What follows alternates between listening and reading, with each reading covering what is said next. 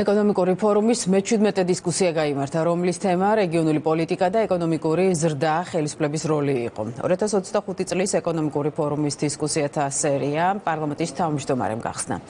ფორუმის ფორმატის დისკუსიაში მონაწილეობდნენ საქართველოს ბიზნეს ასოციაციისა და ვისოს ჯგუფის პრეზიდენტი სოსო ფხაკაძე და ქუთაისის საერთაშორისო უნივერსიტეტის რექტორი გიორგი ხუბუა. საკანონმდებლო და აღმასრულებელი ხელისუფლების წევრები, ასევე სექტორის ცალკეული კომპანიების ხელმძღვანელები, მფლობელები და პარტნიორები, აკადემიური და ანალიტიკური სექტორის წარმომადგენლები. ღონისძიების მოდერატორი საქართველოს ეკონომიკური ფორუმისა და ბიზნეს ინსაიდერ ჯორჯიის დამფუძნებელი გიორგი აბაშიშვილი იყო.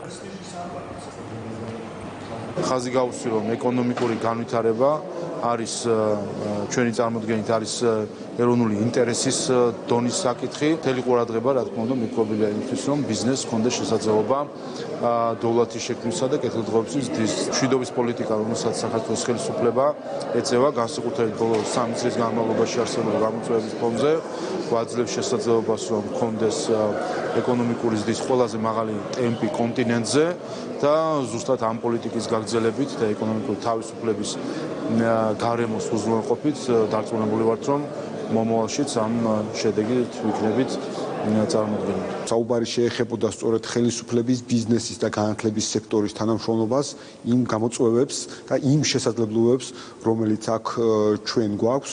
მიზნები ამბიციურია, თუმცა დღეს ყველა შეთანხმდა, რომ ხელისუფლებას აქვს ის რეალისტური მიზნები, რომელიც სრულად უზრუნველყოფს საქართველოს მზაობას, ამის შესახებ საქართველოს პარლამენტის თავმჯდომარემ ისაუბრა, რომ იყოს მზად 2030 წლისთვის ევროკავშირის გაფართოების ახალი ტალღისათვის ყველა კანდიდატ ქვეყანაზე მაღალი სტანდარტებით.